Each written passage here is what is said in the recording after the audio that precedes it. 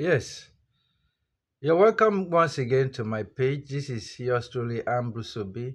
You recall that we were talking about, you know, um, how to engage the year, with the wisdom of the Lord for victorious outcome, for victorious living all through this year.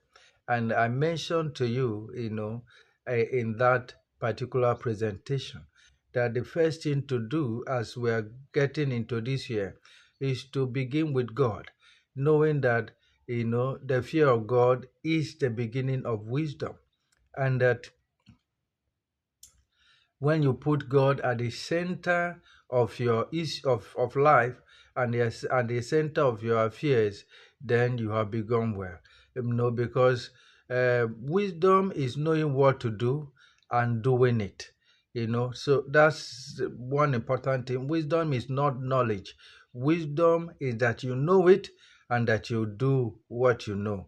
Knowledge, on the other hand, is just a body of knowledge. It's just a body of information that you have. You might know something, but you are not doing it. For instance, everybody, has heard, for that God so John 3:16, that for God so loved the whole world that he gave his only begotten Son, that whosoever believes in him will not perish but have everlasting life. This information is out there. People hear it every day, but what are you doing with the information? That's the most critical part of that question. What are you doing with it? What are you doing with the knowledge of the sacrifice of Christ on the cross of Calvary? That's where wisdom comes in. If you receive the word, without any serious inquisition, you might neglect it for not accounting or not amounting to anything. And then in that case, you do not have wisdom. The Bible says only the fool doubt and question that there is God. And so the first thing to do beginning this year is to start it with God, you know. And because what you start with God, you can be sure that the outcome of that particular event or that particular journey. We have countless examples of those who put their confidence in God and they came out with testimonies. How many will you count?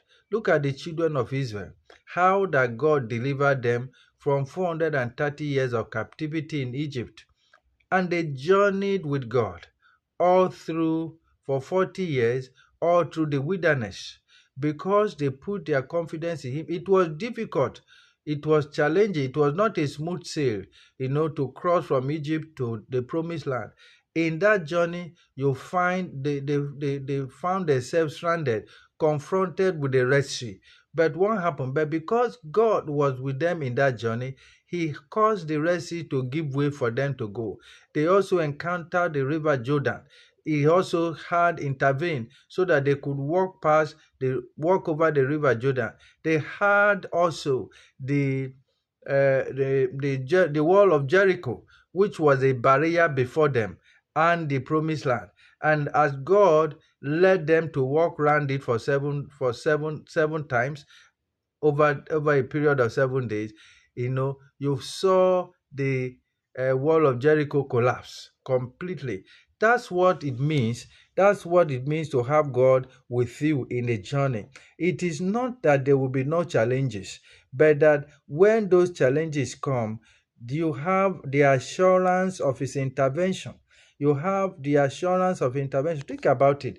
God is almighty, and there is no situation that is too hard for Him to do. He says He is God. Is there anything too hard for Him to do? Nothing. Nothing is impossible with Him. Mark 9:23. He said, nothing shall be impossible with Him. So that's the kind of person you are going with into the year. So it's important. Wisdom demands that you know the right thing to do, and you do it by letting God lead you all the way. And one of the essentials of that decision is that God will not leave you stranded. God will reveal every part.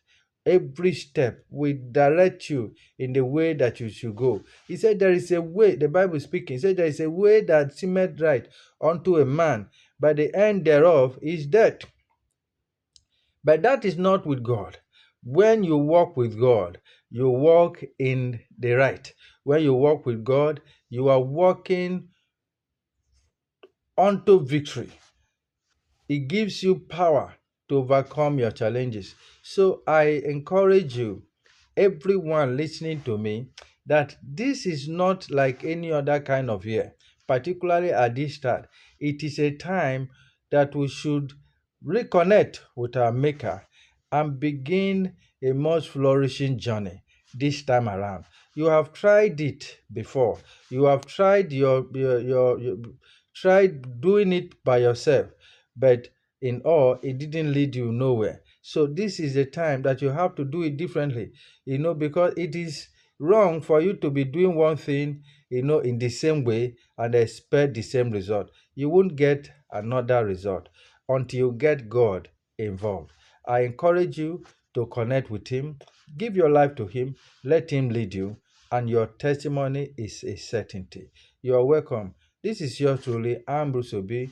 Ambrose Obi is your man of God in the house. Thank you for having me. You are welcome once again.